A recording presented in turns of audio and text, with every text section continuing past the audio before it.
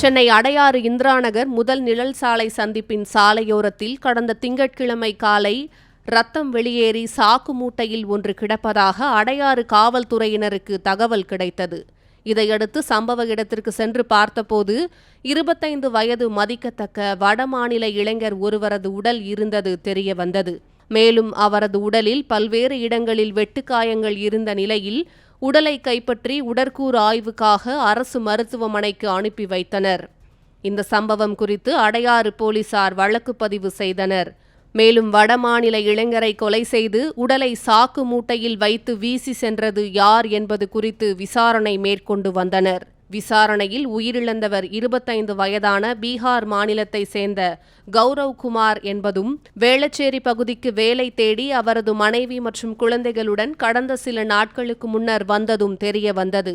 மேலும் அந்த சாலையில் பாதுகாப்பிற்காக பொருத்தப்பட்டிருந்த சிசிடிவி காட்சிகளை ஆய்வு செய்ததில் 2 இளைஞர்கள் வாகனத்தில் வந்து சாக்கு மூட்டையை வீசி சென்றது பதிவாகியிருந்தது. மூட்டையை வீசி சென்ற நபர்களை சந்தேகத்தின் பேரில் கைது செய்த போலீசார் அவர்களிடம் தீவிர விசாரணை மேற்கொண்டனர். அதன் அடிப்படையில் மேலும் பல வடமாநில இளைஞர்கள் கைது செய்யப்பட்டனர். கைது செய்யப்பட்ட 7 பேரையும் தரமணி மற்றும் சாஸ்திரி நகர் காவல் நிலையத்தில் வைத்து விசாரணை மேற்கொண்டனர்.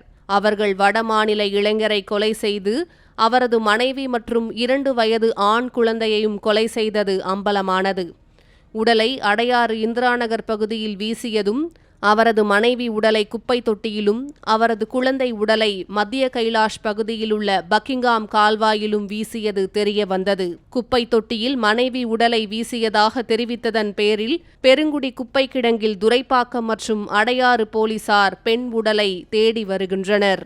அதேபோல 2 வயது ஆண் குழந்தை உடலை மத்திய கைலாஷ் அருகே உள்ள பக்கிங்காம் கால்வாயில் போலீசார் மீட்டுள்ளனர். ஒரே நாளில் சென்னையில் வடமாநில இளைஞரின் குடும்பத்தையே கொலை செய்து பல்வேறு இடங்களில் வீசிய சம்பவம் சென்னையில் அதிர்ச்சியை ஏற்படுத்தியுள்ளது.